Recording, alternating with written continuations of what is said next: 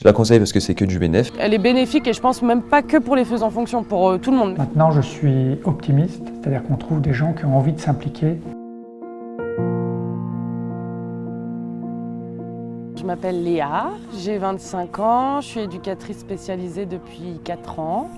Dos Reis Frédéric, 25 ans. Je travaille dans le milieu du social depuis un petit moment maintenant. Pour moi, la définition d'un faisant fonction, en fait, c'est juste un titre sur le papier qui veut dire que la personne n'est pas diplômée du travail qu'elle effectue. Mes collègues éducateurs, ils font exactement les mêmes choses que moi. On est dans l'équipe et on est tous égaux.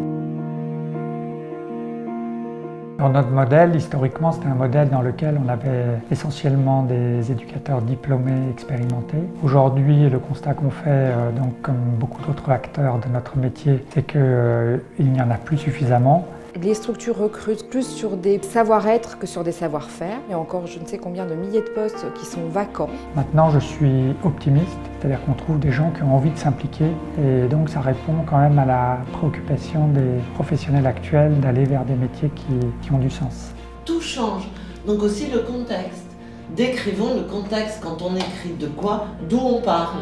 Quand on rentre dans un métier, en fait, on va être formé par l'expérience. Sauf que du coup, il y a plein de petits aspects en fait, qu'on ne peut pas forcément comprendre ou anticiper. Je me suis rendu compte qu'il y a plein de trucs déjà que la formation m'a appris que j'ai pu mettre en place directement au travail. Je connaissais pas tout le parcours que suivait le jeune avant d'arriver au foyer. Et moi, je l'ai appris ici. Évidemment que les violences sexuelles, c'est une violence psychologique et c'est une violence physique.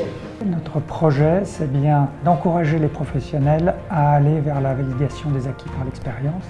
Notre objectif, c'est que les professionnels disposent d'outils pour ne pas être pris au dépourvu quand ils se trouvent dans telle ou telle situation. La formation, elle nous apprend les bases théoriques de pourquoi l'enfant il se développe comme ça quand il a subi telle chose. Enfin, ça nous donne en fait plus d'outils pour pouvoir mettre en place des actions auprès des enfants, un accompagnement qui peut être différent ou même juste un nouvel axe de réflexion.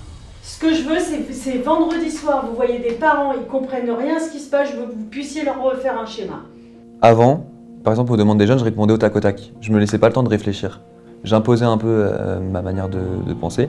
Au deuxième module de la formation, elle nous avait dit de laisser des temps et je l'ai essayé et effectivement, ça donne plus de poids à ce qu'on dit.